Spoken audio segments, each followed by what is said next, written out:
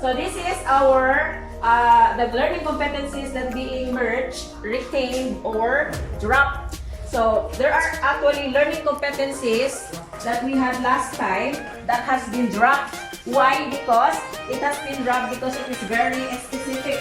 Like for example, that one there illustrates expression with rational exponents. And then you have identifies quadrilaterals that are parallelograms. That is the MELC in grade 9 that has been dropped. The entire MELC in grade 9, you only have 2 learning competencies that is being dropped because they are very specific. Yan. And then the entire learning competencies, the competencies given by DepEd in Math grade 9, all of the learning competencies there are being retained. Yung dalawa lang ang nag-drop. This morning, to present to you the outputs of the Module 3A, Designing Instruction in the Different Learning Delivery Modalities. So welcome to Module 3. This module focuses on how lessons and assessments are designed for the distance learning modality prescribed by the Basic Education Learning Continuity Plan or the LCP. So, module objectives.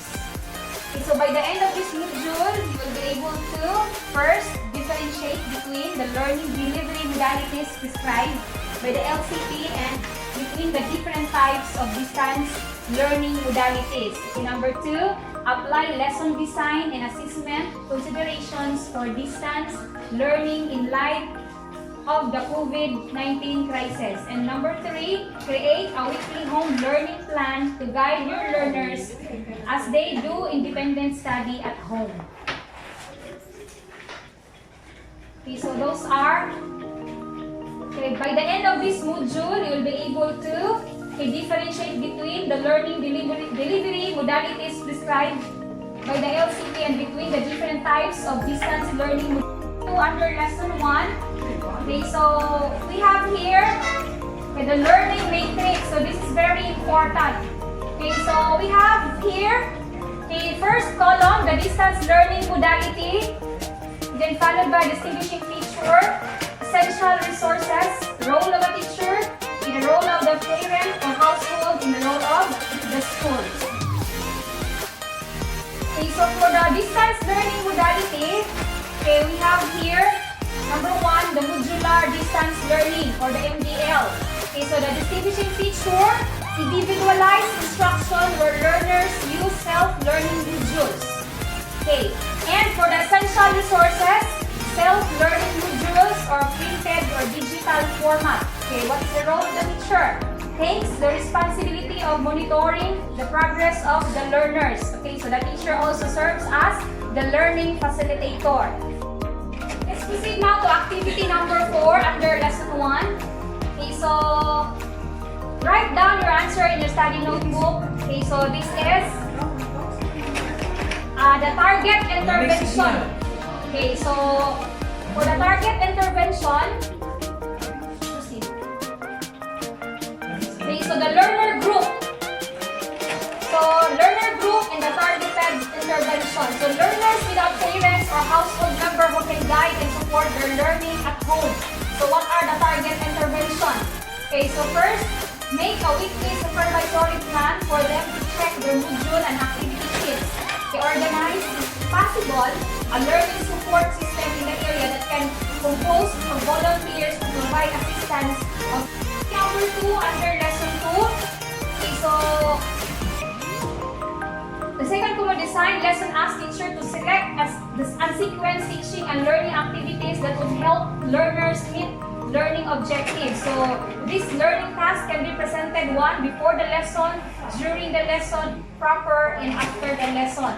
So this is now the guide. Okay, so before the lesson, lesson proper, and after the lesson. So we have to carry the handouts designing lessons in distance learning. So in your study notebook, create and accomplish the following table. Okay, then choose one lesson from self-learning module. Okay, so this is now the sample. Learning delivery modality. So, I choose a distance learning. Okay, so grade level and learning area, grade 9, okay, physical education. Then the lesson or topic, physical activity and physical fitness assessment. Learning objectives. Okay, for the lesson 1 or the week 1, undertakes physical activity and physical fitness assessment. Okay, so the weekly home learning plan, the individual learning monitoring plan. So purpose, okay, for home and the components. Okay, for the purpose, serve as to guide learners and household partners, learning facilitator in tracking data. For this morning is to discuss with you with my output on module 3B, which is the learning resources. So the module objective is, by the end of this module, you will be able to first appreciate learning response of LDM2 portal and assess the material using the poll. Answer the following questions in your study notebook. Okay, so this one would be, we're going to use our rapid assessment tool. Okay, so what's the material you do to meet all the requirements? Yes, I need to show with you the rapid assessment tool.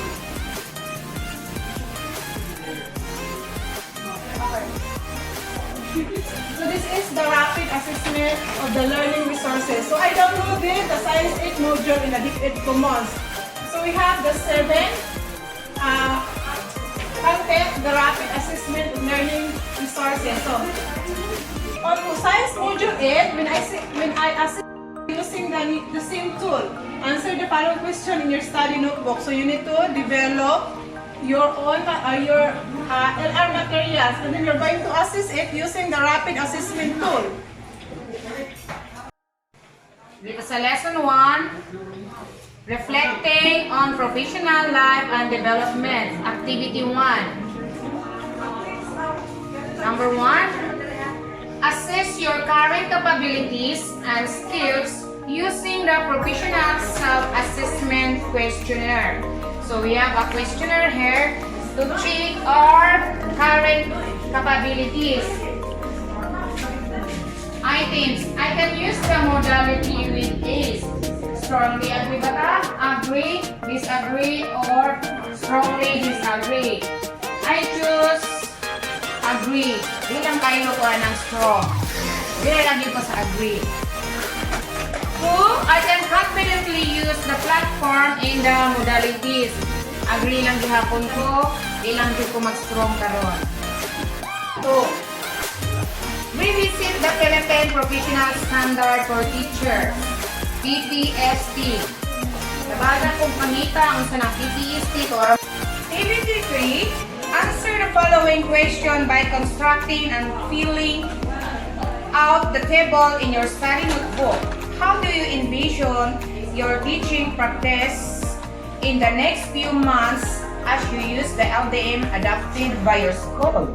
What is your goal on terms of your teaching practices and the modalities? What motives you to achieve this goal? What do you think will help you attain this goal? Lesson 2, planning for the continuing professional development and participation in the LAC. We have 2 activities here. Activity 1, access the list of NIAP, recognize programs and the individual's development plan template. Examine the available PD activities, programs offered by DepEd and non-DepEd providers, whether online or offline. 2. Communicate with your assigned instructional coach to provide your list of regional and division training program in your area. Number 3 of activity 1. Once again, fellow teammates and to our LAC leader, Dr. Jaesil. Sir, good morning. My task this morning is to discuss the last module which is Module 5, which has the title Building the Teaching Portfolio related to the implementation of the modality. So I posted here some pictures or ideas of portfolio that you might want to copy or to get an idea from. And I also wrote here our code for your reference. The objectives for this module is number 1, to list down the evidences of learning. You to YouTube for this one. Lesson 1, the teaching portfolio and its contents. Before you begin to prepare building your portfolio, you need to make sure that you have completed all the expected outputs. So these are the expected outputs. Module 1, no outputs for submission. Module 2, individual or LAC group presentation and unpacking of sample milk.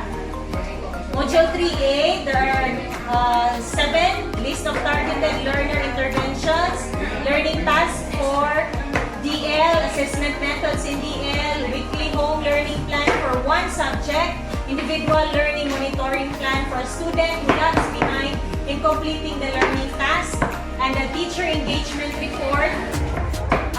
We have to conduct that one because we also conducted our LAC session. And the last one is the session report. Okay, for module 1 is already answered. Study the reading portfolios from the glossary of education reform. And these are the questions.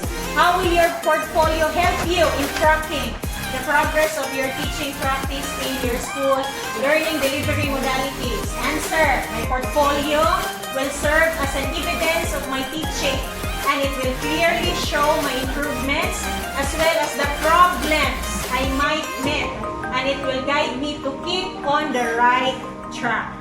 Part of your portfolio, because in every work or task given, one must have a reflection. Because it can pour out your ideas, analysis, comments, suggestions about a particular task, which can be a road to change or improvement. 25% okay, so excellent 5 points, very satisfactory 4, satisfactory 3, marginal 2, and satisfactory 1. 20% for the demonstration of professional standards, 15% for the language and overall presentation, 5% for the organization of the portfolio, and the last 5% for timeliness. So pag sa Monday nag-pass, still 5% yun lang. I mean, 5 points. To hit the criteria, I should be able to, number 1, record in my study notebook all progress in my teachings. Number 2, I should be able to make reflections, make judgments, in-depth analysis, and suggestions to improve my teaching. And lastly, make a presentable, logically organized, and insightful portfolio. Thank you. That ends my presentation. Congratulations. Okay.